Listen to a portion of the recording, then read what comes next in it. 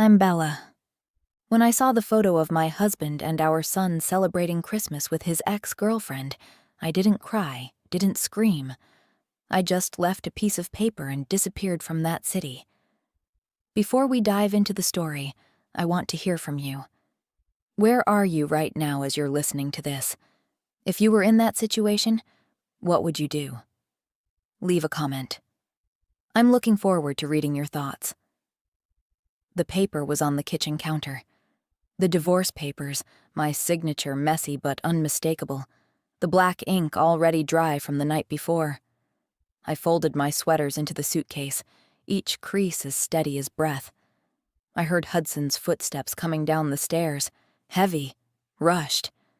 He didn't look at me, just walked past, car keys jangling in his hand.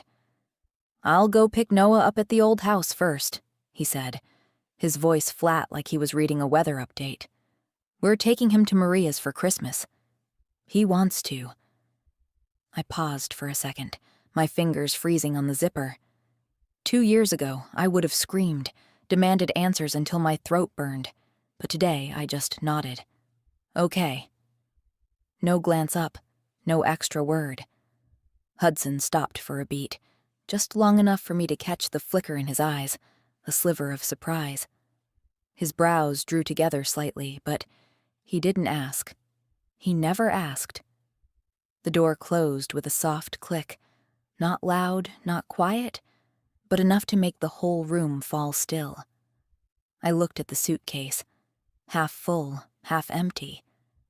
Every item inside, coat, notebook, old pair of shoes, felt like a piece of me, ready to walk out of this place.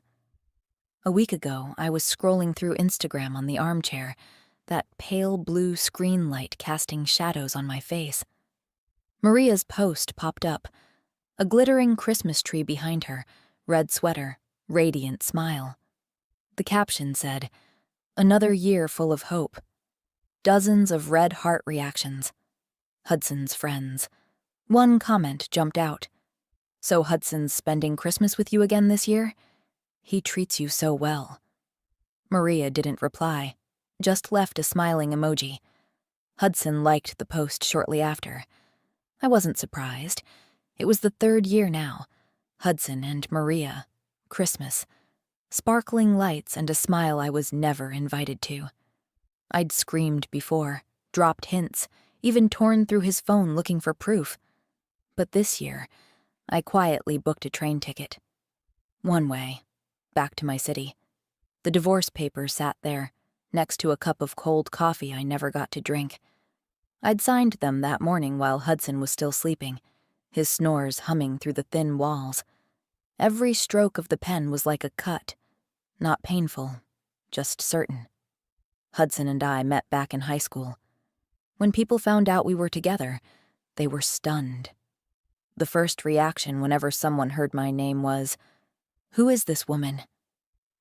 I was nothing like Maria, just a regular student. She, on the other hand, was a prodigy at the Art Institute. I came from a working-class family. She was the daughter of an elite, wealthy lineage. In her very first year, she stunned the entire school with a single piano performance. She and Hudson, honestly, they looked like a dream couple. People adored them, admired them. It was just unfortunate they didn't have a happy ending. Maria chose to leave for the sake of her career. Hudson fell apart over it, ended up in the hospital. Everyone thought he'd never recover from that heartbreak. No one expected that 6 months later he'd be with someone as ordinary as me. From lecture halls straight to the wedding aisle. They said Hudson must have gone crazy. Otherwise, how could he love someone like me? Even after I gave birth to our son, Noah, those words never went away. When Maria came back, I could already picture the look on their faces, as if I were some villain in a movie plot, standing in the way of the main couple's love story. Now that the heroine had returned, it was time for the roadblock like me to be cleared. I checked my wallet. $500, just enough for the train ticket and a meal along the way. The suitcase was full now, the zipper making a soft, grinding sound as I closed it. From the living room, the TV blared with cheerful Christmas commercials, colorful lights flickering through the crack in the door. I opened my laptop to check the confirmation email. Departure at 6 p.m. 3 hours left. I stopped at the doorway, my hand tightening around the suitcase handle. This house, with the painting I did at 20, hung crooked on the wall, with the coffee stain on the carpet, with Hudson's laughter echoing through phone calls. It wasn't home anymore. It was a place of waiting, of arguing, of learning how to be silent. I walked out. The station was crowded, filled with the smell of bread and car exhaust. I sat on a metal bench, suitcase at my feet, the folded train ticket tucked into my coat pocket. A girl beside me fiddled with her phone, its glow casting a shimmer on her Christmas tree-shaped earrings. I unlocked my phone, scrolled through Instagram one last time. Maria had just posted a new story. Hudson and Noah, beaming beside a Christmas tree. The caption read, "My little family." I turned off the screen. It didn't hurt, just felt tired. I'd known for a long time, but today I chose not to hold on anymore. The train arrived, its whistle slicing through the air. I pulled my suitcase on board, found a seat by the window. Outside, the city passed by, Christmas lights blinking like silent farewells. I opened my bag, pulled out a notebook. On the first page, I wrote, "Departure date, December 24th, and beneath it, a single line. I don't need them anymore." As the train rolled forward, I pictured Hudson opening the door, finding the paper on the table. He'd read it, furrow his brows. I thought of Maria, her smile, the way she called Noah, her little family. I wasn't jealous. I wasn't angry. I was just done. My phone buzzed. A message from Mom. "Where are you now? The house is open for you." I smiled, for the first time all day. My city, with its little river and green trees, was waiting. I typed back, "On the train. I'll be home in the morning." I leaned my head against the window, the glass icy against my forehead. The suitcase sat quietly by my feet, heavy, but not weighing me down. The divorce papers were proof I had chosen myself. Not Hudson, not Maria, not all the years I'd bent to fit in. I closed my eyes, letting the train's rumble drown everything else. Fireworks cracked outside the window, red and gold light splashing across the glass. In the cabin, a few people moved quietly, footsteps brushing the floor. A girl across from me whispered into her phone, "Merry Christmas," her voice small, like she didn't want to break the air. My phone vibrated under the pillow, screen lighting up. Hudson. I hesitated, my finger grazing the screen. Hudson calling now? In past years, this was the time he'd be laughing beside Maria's tree, Noah running around, fireworks booming. I, the wife with no voice, was never part of that picture. But now he was calling. Could something have happened to Noah? I swiped to answer, breath catching. On the other end, only the sound of breathing. Slow, heavy. I thought the signal was bad, about to speak, when Hudson's voice came through, low and deliberate, like he was weighing every word. "Are you asleep?" I frowned, gripping the phone tighter. Hudson being vague? The man who used to cut off every question with a sharp, "I'm busy?" was now asking if I was asleep? Something was off. What's wrong?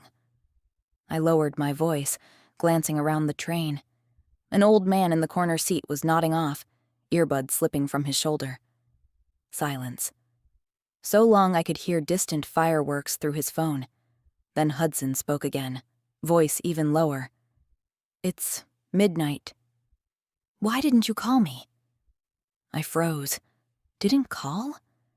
I remembered that first Christmas he skipped home, saying he was busy. Then I found out he was with Maria. the fights, the Cold War. In later years, he didn't even bother hiding it. And Noah once frowned when my call interrupted their Christmas, saying I ruined the mood. And now he asked why I didn't call? A second of confusion, then I understood. Instagram. Maria's post, her glowing smile with Hudson and Noah, surely already seen by his friends. Every year I called, I pushed, I interrupted their joy. This year I stayed silent. And Hudson noticed. Didn't want to ruin the happiness of your trio, so I didn't call, I said, voice flat, like reading a receipt. Just the truth. Nothing more, nothing less. He went quiet, longer this time. The fireworks still burst, but I no longer cared what he might be thinking. Loving Hudson used to be part of my bones. Now it was just an old scar. Anything else? I asked, my thumb, hovering over the hang-up button. If not, I'm ending this. Wait, Hudson blurted out, fast, like he was afraid I'd cut him off. Noah wants to wish you a happy new year. Noah. My son.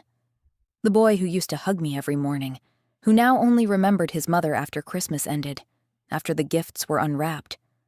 Merry Christmas, he'd say, distracted, then run off to play. And yet this year, exactly at midnight, Noah wanted to call?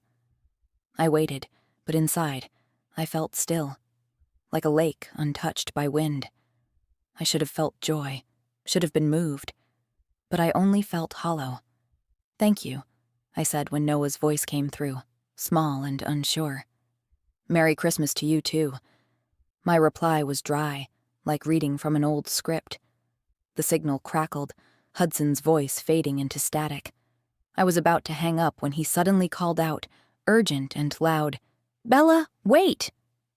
After Christmas at the old house, Noah and I could take you to the amusement park. How about that? The amusement park. I froze, memories flooding back like a broken reel of film.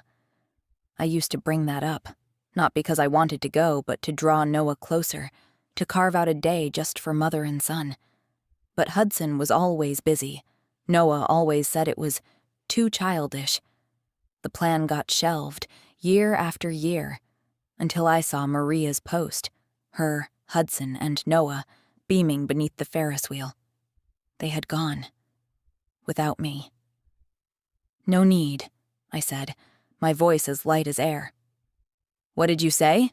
Hudson asked, his voice breaking up as the train entered a tunnel, the signal faltering. I was about to repeat myself, but a soft female voice interrupted, coming closer. Hudson, come on. Noah wants us to light the fireworks. Maria. Her voice was like a thin blade, sharp but painless because I was used to it. For the past 2 years, she had been the breath inside Hudson's house, the light in Noah's eyes.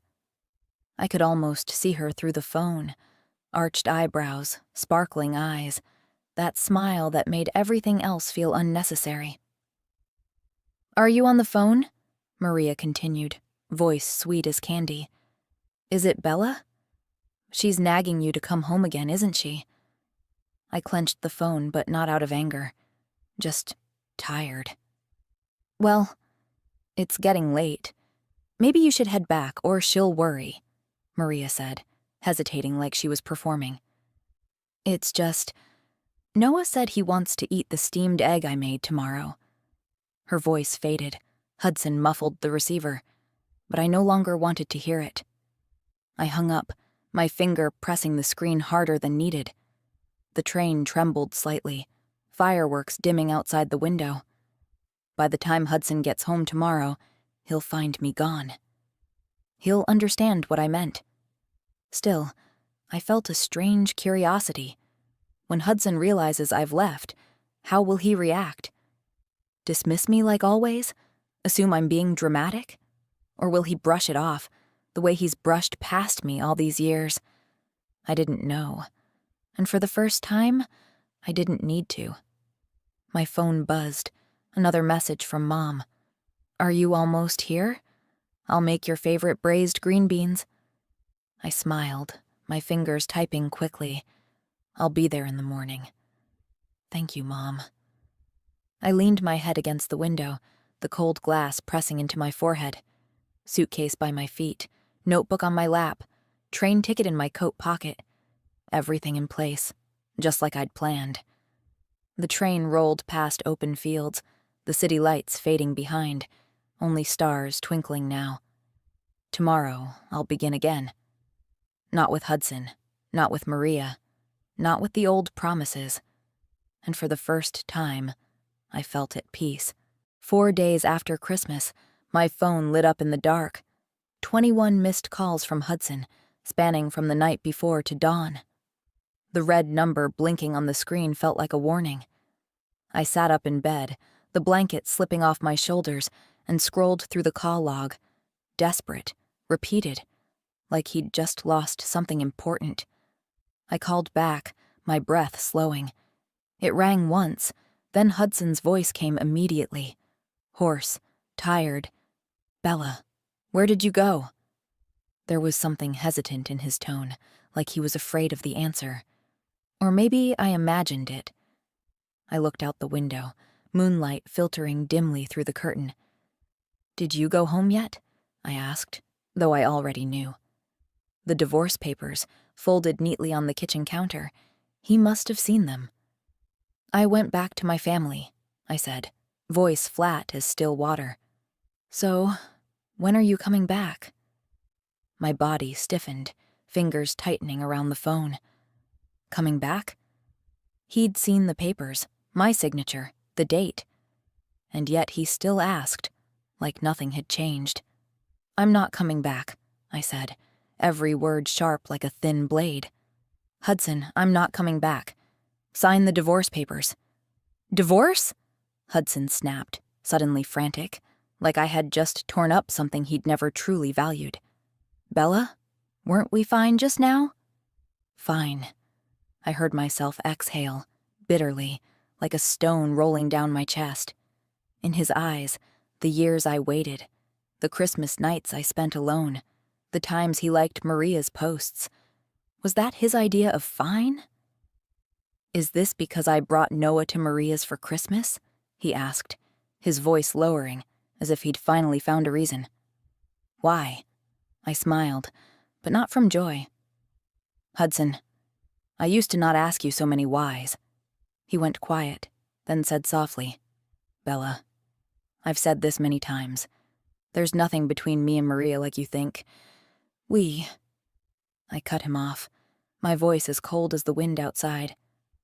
I don't care what's between you and Maria. I just know I want a divorce. On the other end, only breathing. Heavy, uneven. I imagined him in the kitchen, holding the paper, eyebrows furrowed like every time he got confused. But this time, I wasn't waiting for him to explain. Don't call me again until you've signed, I said, and hung up. The screen went black. The room went quiet, save for the wind hissing through the window crack. Sleep fled after the call. I stepped into the kitchen, bare feet freezing on the wooden floor. Soft yellow light cast my mother's shadow as she bustled at the stove, the smell of egg noodles filling the air. Mom, I called gently. It's late. Why aren't you sleeping? She turned, her warm smile glowing like the lamp. I'm making you a little something. She set a steaming bowl of noodles in front of me, the rising steam fogging the air. Taste it. See if it still reminds you of before. I looked at her, hair messy, a few gray strands catching the light. A bitter knot rose in my throat. When I married Hudson, she'd warned me the gap in wealth would bring pain. I didn't listen. In those early years, I learned to make this dish just like her, carefully, but Hudson never once tried it. The noodles sat cold on the table, like the love I tried to keep warm. I lowered my head, took a spoonful, letting the heat hide the shimmer in my eyes. It's delicious, Mom, I whispered. From now on, I'd cook for myself, no longer waiting for anyone's approval. The next morning, I felt lighter, like the sky outside. Clear blue, no more snow. I stepped into the yard, breathing in the cold air, peace settling into every breath. Mom was at her little bakery down the street, where she sold cinnamon-scented cookies. I pushed open the door, about to call Mom, when two figures turned at once. Noah ran up, wrapping his small arms around my waist, face pressed to my shirt, warm but trembling. "Mom, I missed you so much," he said, his dark eyes shining under the bakery lights. I froze, hand brushing his hair, soft, like when he was small and I was his whole world.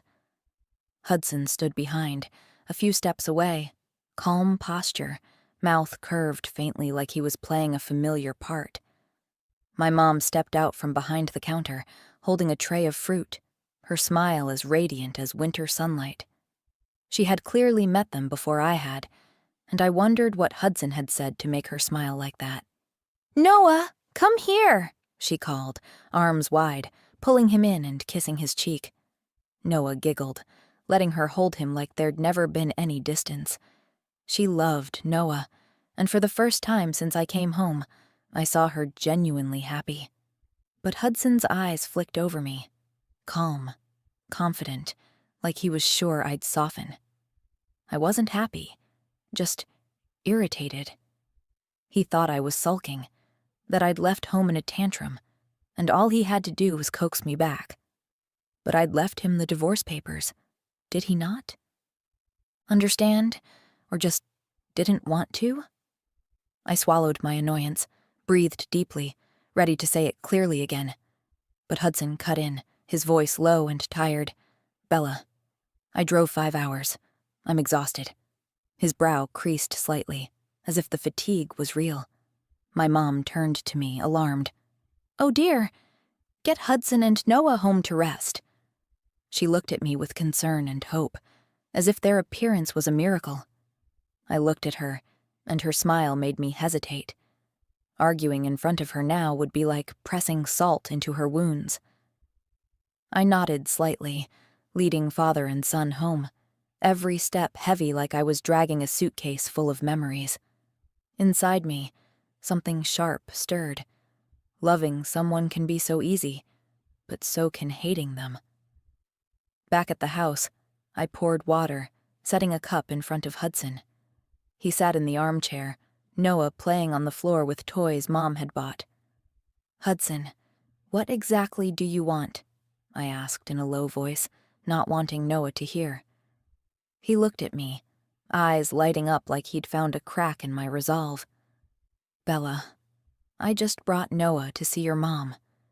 Didn't you always say you wanted him to meet his grandmother?" I let out a cold laugh, my lips curving with no joy. I'd said it so many times, and he'd ignored it. Since Noah was born, this was the first time he'd seen my mom. And now he used our son as an excuse? I looked at Noah, building something, oblivious. "Don't use Noah to justify yourself," I said, voice sharp like a blade. Hudson said nothing, just sipped his water, eyes drifting. 2 days passed. Hudson stayed, winning over my mother with stories, smiles, and the way he lifted Noah onto his shoulders like a perfect father. I could see her softening, clearly. She started looking at him the way she used to, when I used to brag that he was the best man I knew. On the morning of the 3rd day, Mom pulled me aside in the kitchen, her voice low. "Bella, when are you heading back to the city? I've packed lots of food for you." She pointed to a fabric bag filled with cookies and homemade jam. Hudson stood nearby, silent, but his eyes lit up like he'd just won a bet.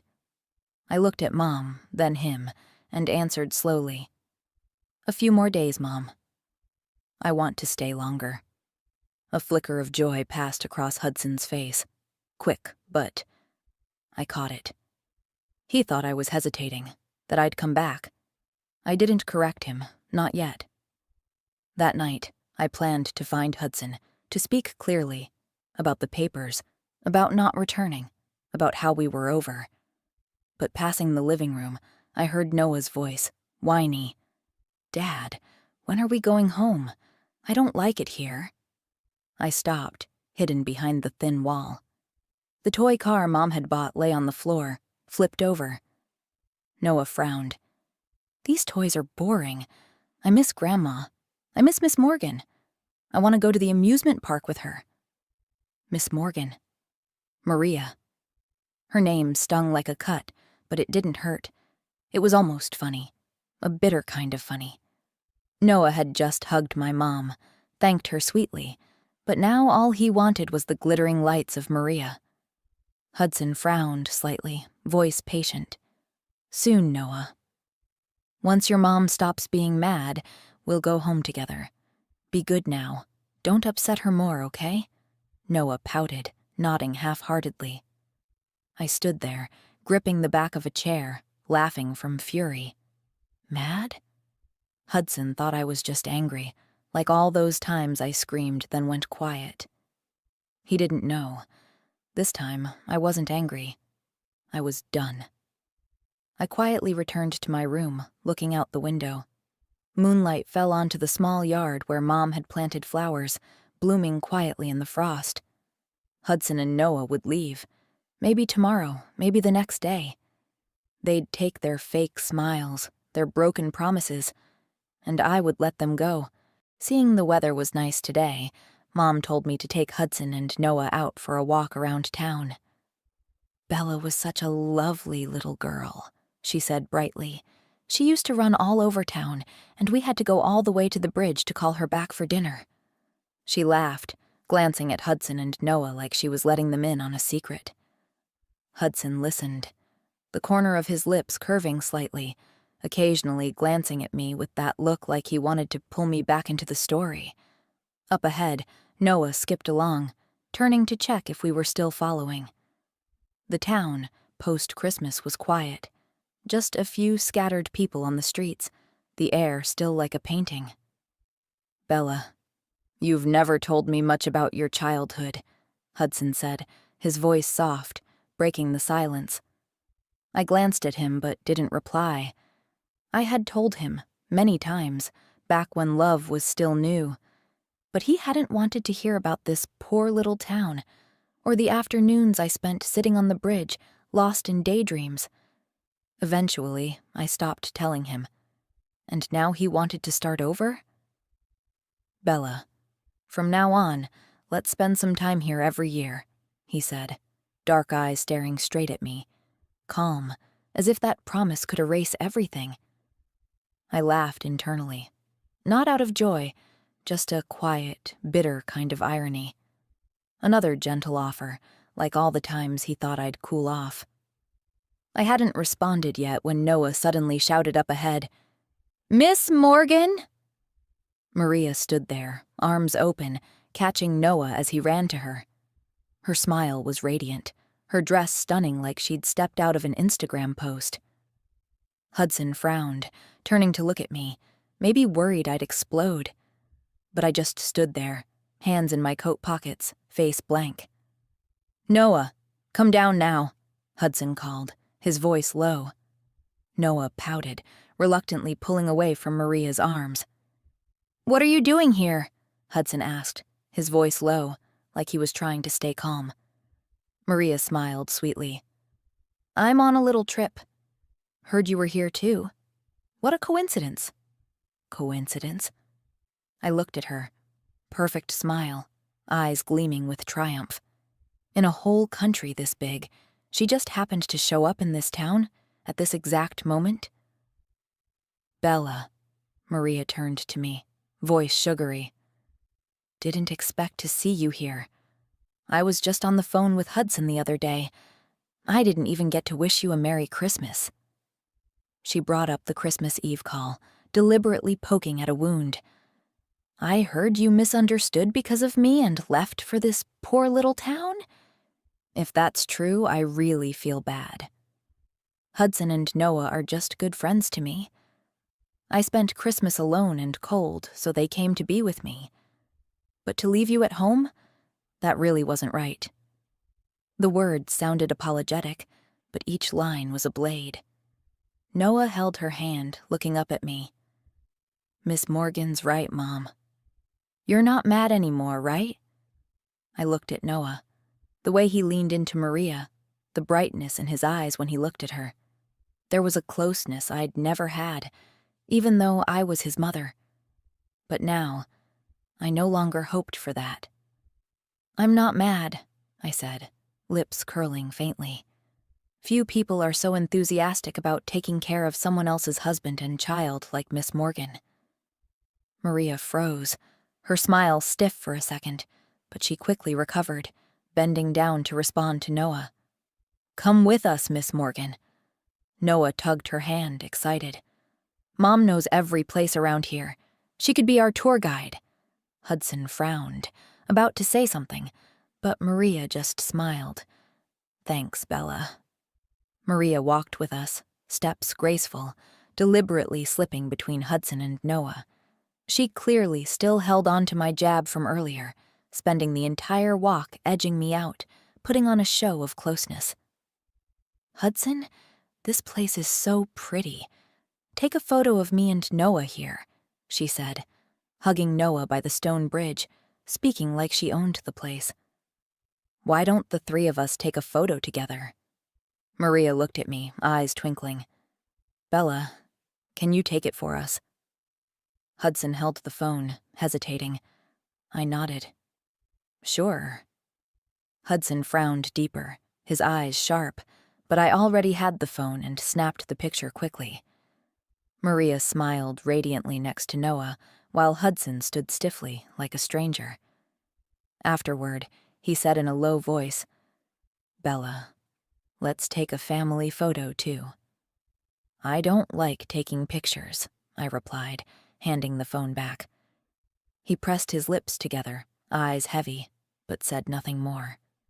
That night, Hudson knocked on my door. I opened it and stood at the threshold. "What is it?" He pressed his lips together. "Maria wasn't someone I asked to come." A rare moment of explanation, his voice quiet, almost pleading. I looked at him, his eyes glinting, full of uncertainty. "I know," I said, lips curling coldly. "Because I'm the one who invited her." Hudson looked up, stunned. I looked straight at him, seeing my own reflection in his eyes, cold, resolute. "Hudson, do you want to know how I lived all those years while you took Noah and Maria around together?" His face turned pale. He remembered earlier that day, Maria, Noah, and him, acting like a family, while I stood outside the frame, holding the camera. He remembered the Christmas posts, Maria's smile, the times he left me behind. "I didn't," he started, but his voice faded. I cut in, calmly. "I'm not angry. Noah is close with Maria. If she becomes his stepmother, I'd be fine with that. When that time comes—" "Bella," Hudson interrupted, his dark eyes burning, wet with fury. "I never once thought about divorce." "Then what do you want?" I asked sharply. "What am I in this family?" I didn't— "Bella, the one I've always loved is you." I looked at him, saw the cracks in his gaze, the desperation, like shattered glass with water leaking through. But I didn't flinch. "I don't love you anymore," I said, each word clear, like ink on paper. He froze, lips trembling. I repeated, "Hudson, I don't love you anymore." I remembered the year I married him, standing before my mother, before the whole town, vowing to be by his side forever. Despite gossip, despite my mother's worries, I chose him. But I forgot. Love isn't a road one walks alone. When he was happy, I got smiles and hugs. When he wasn't, all I saw was his back, the messages he sent Maria, Noah calling her aunt. I lived like a beggar, waiting for crumbs from my own husband. "Then what about Noah?" Hudson asked, voice shaking, eyes wounded. "He's our son.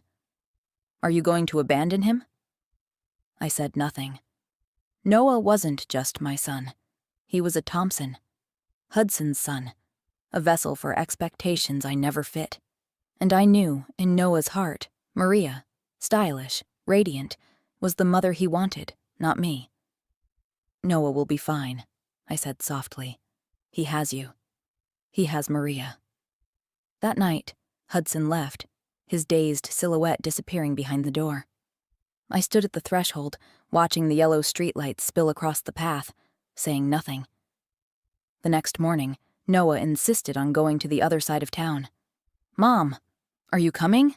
he asked brightly, but without looking at me. "You go ahead," I said. Noah ran out, shouting, "Miss Morgan, Mom's not coming. Let's go." Maria was already outside, her smile radiant like sunlight. Hudson's brows furrowed. For the first time, I saw him unsure, but I didn't understand, and I didn't want to. What did he want? A fake family or a forgiveness I no longer had to give? I thought, like always, that without me, the three of them would be happy together. But an hour later, Hudson came back carrying Noah, who was sobbing, his face red and puffy. Maria was gone. Hudson looked grim, holding his son's shoulder tightly, as if he were holding something about to break. "What happened?" I asked, surprised. He didn't answer, just stared at me, eyes heavy. When I touched Noah's shoulder, he shoved my hand away. "I don't need you." The words were sharp as knives, but I was used to it. My heart still ached, but it didn't break. A few minutes later, I found out. Maria had bought ice cream, feeding Hudson with the same spoon, laughing intimately. But this time, Hudson pushed her hand away, voice cold. "Go back to the city." Maria stared, stunned, as if she couldn't believe he'd act like that. Noah shouted, "Dad, what are you saying? Miss Morgan wasn't doing anything wrong. We were having fun before." The words stabbed into Hudson, and I saw him flinch, lips pressed tight. I shook my head, sighing. So that's what it was. Hudson finally saw the line Maria had crossed, but too late. I knelt before Noah, gently. "Don't cry anymore." He looked up, eyes red with resentment. "I don't need you to pretend to be nice. If you hadn't left and come back here, this wouldn't have happened." I froze. His eyes, like Hudson's years ago, were full of blame, as if I was the cause of all the ruin. Hudson snapped, "Noah, what are you saying?" "I mean it," Noah yelled, tears streaming. "We were happy without her. She left me at Grandma's when I was little. She never did her part. I like Miss Morgan. I don't like Mom." I stood still, arms slack. I didn't abandon Noah.